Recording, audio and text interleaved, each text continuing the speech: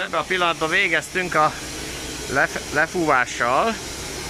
Üres a tartályunk.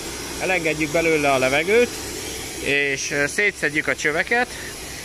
Hát megnézzük, hogy mi maradt a nadrág szíjamból. Hát ez egy kis mosás rá fog férni, de nem hoztam gyors kötöző szalagot. Tehát végeztünk, már csak össze kell pakolni a cuccainkat, a nadrágszíjunkat, leengedni a sillót, ami folyamatban van, fölemeljük a légrugót, ezáltal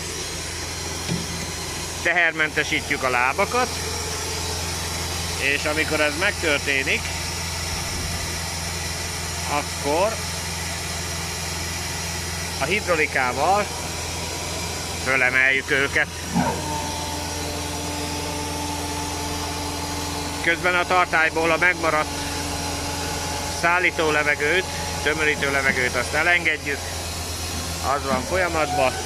A tartályunk az visszaereszkedik utazó sebességben, amúgy célszerű visszaengedni minden lefejtés után, mert a különböző hidak és alagutak nem tolerálják a felemelt tartállyal történő közlekedést.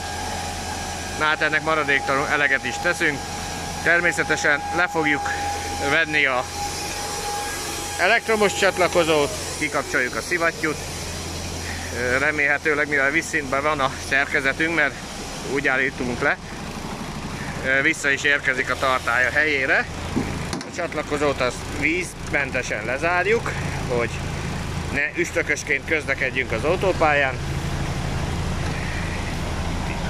Szépen fölcsévéljük a elektromos vezetékünket. Ez jó, ha nálunk van, mert egész okos helyettesítő megoldásokat lehet kitalálni, hogyha nem rendelkezünk hasonszőrű vezetékkel.